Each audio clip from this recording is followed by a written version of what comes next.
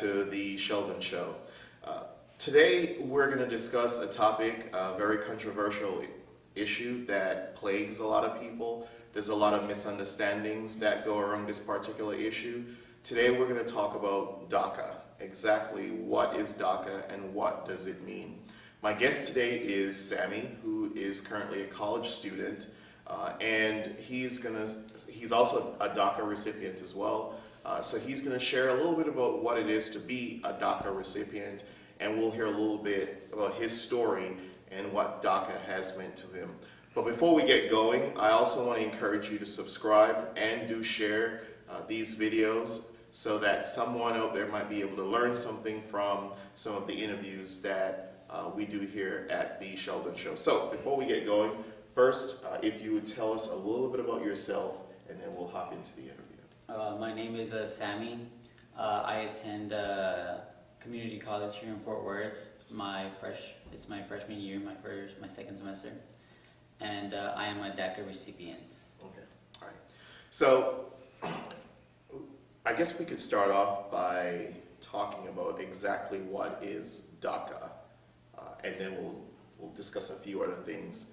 What is DACA for people who have this big misunderstanding of what it is? They think it's a blanket thing that gives, quote unquote, illegal immigrant citizenship and all that type of stuff. What is DACA, since you're a recipient?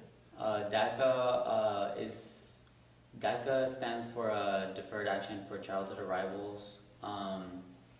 It's pretty much for people like me, dreamers, who came here when they were young by their parents, and now we get a chance for the American dream. That's what it means to me.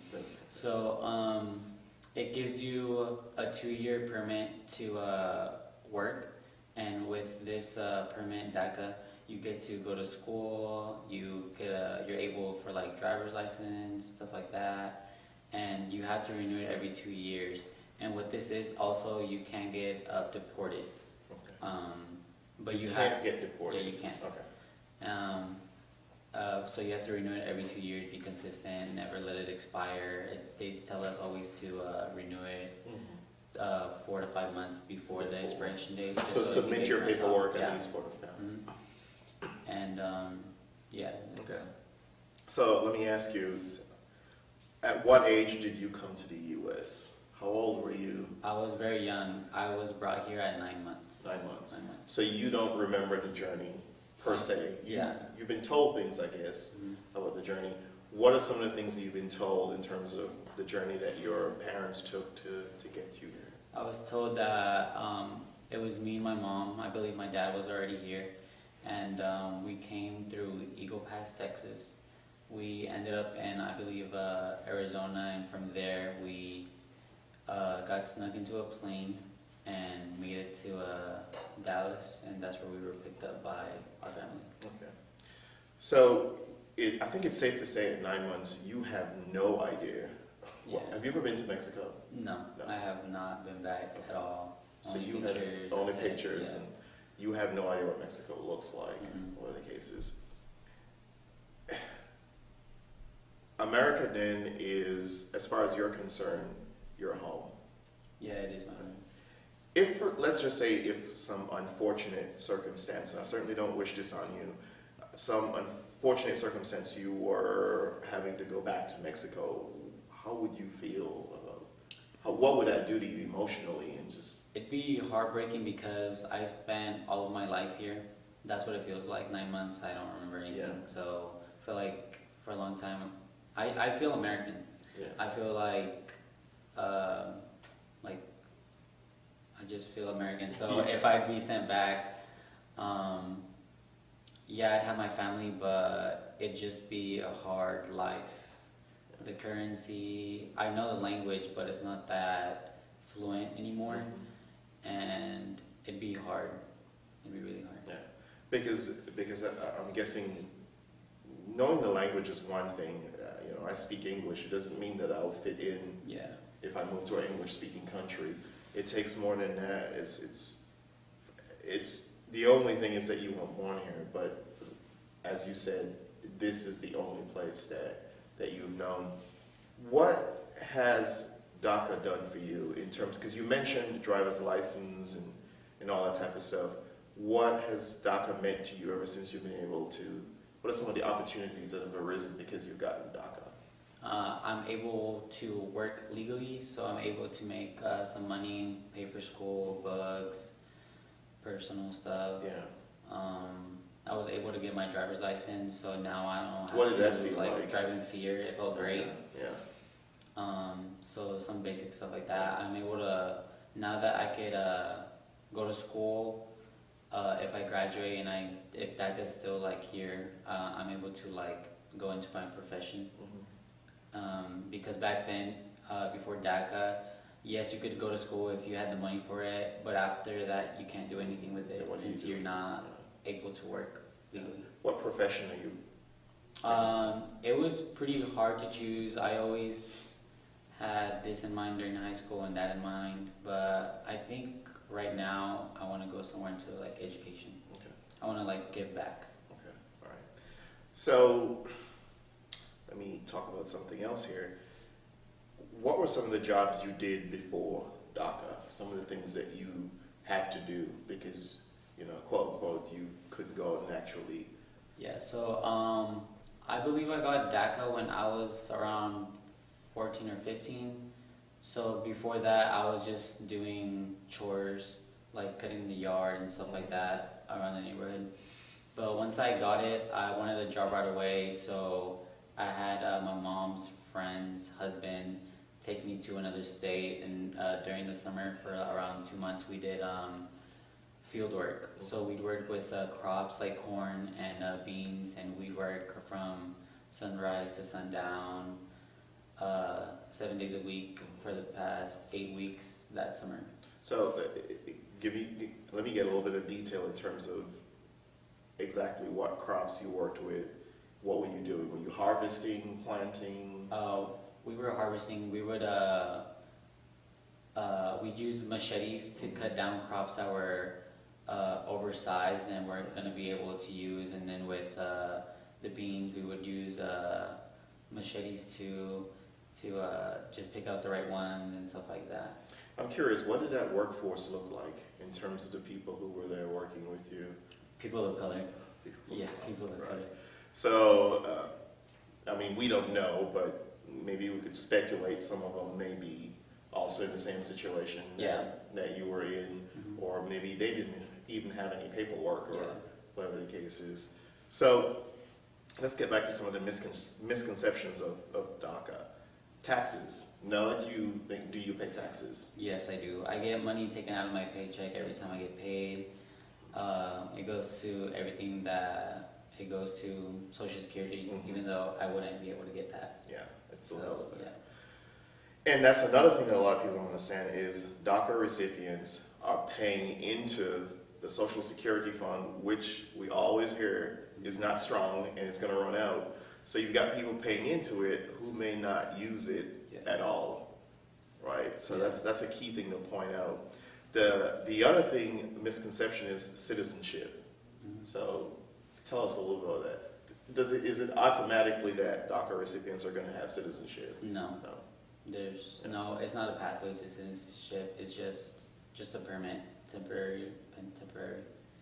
So yeah. What is it like knowing that you are? I mean, as much as you have DACA and you have the work permit and stuff like that, and you still have that question mark, that temporary. What does that feel like? Do you think about it? Are you more comfortable now? At first, it was like weight off your shoulders, because you know, if you have DACA, you really can't get deported unless you do like something major. But now, after having it a few years and having to renew it every 2 years, it's like annoying to me, because I was born and raised here, or not born, but I was raised here, and the people around me, they get to do this and that without having to worry about anything, and it's a little different for us. And yeah, So the other thing with DACA is it's not a pathway, not just to citizenship, but it doesn't also automatically mean that you get a green card or anything Yeah. like that. And it certainly doesn't mean that you can vote. Mhm. There are those misconceptions out there, well, that someone on DACA will vote or whatever the case is. What about traveling? Are you Traveling, able to travel? What are the stipulations or whatever When- to go with that? when Obama brought in DACA, they gave you you have to ask permission first. So you get approved, you could go for, I think it was up to like 3 months, Mhm. something So you like could leave that. the country for 3 So months? you could leave the country, but it had to be accepted, Okay. and you had to be back before a certain period of time. But you could travel the U.S. freely, plane, Anywhere car, across the yeah. US? I've traveled since I've had DACA too. Okay. Would you leave the US now? No, I wouldn't Yeah. trust what's going on Yeah. during our times right now Yeah. to even consider or ask Yeah. anything like that. Anything like that? How does that make you feel? It's hard because I have friends, follow them on Instagram and stuff, and they're born here, they're going to A&M, and they get to travel abroad, Yeah. travel other countries, and like it's when I first started traveling in the U.S., it felt nice to see other places other than here, Fort Worth or Texas. Texas. But it's just hard seeing other people do other things that you can't do.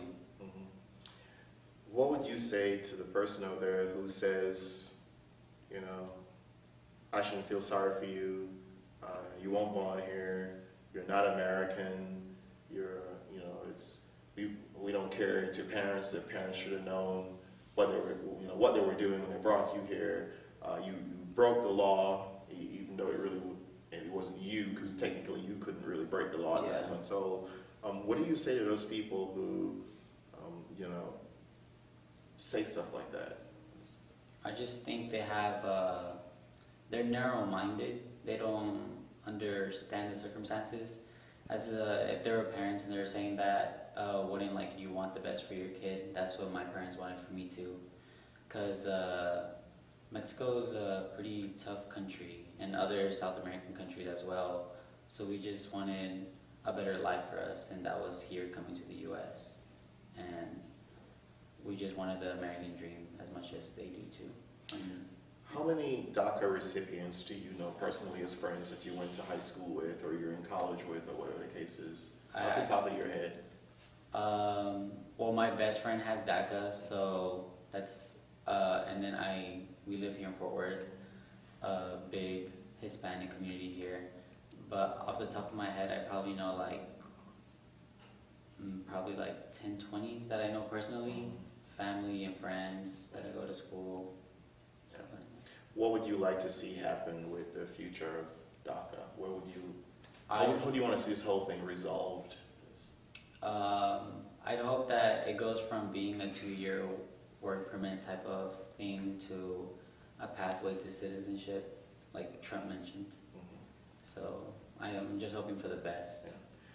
Do you think that DACA recipients, would you be okay with paying a penalty, some kind of fee? Some people have flirted the idea of having some kind of penalty to pay or whatever the case is, as part of, I don't know, $1,000 penalty or whatever the case is, just because, your parents brought you here. Is that something that you would be open to? It's an idea that's been put out there as one of the criteria as you're on your way to getting a green card and then eventually citizenship.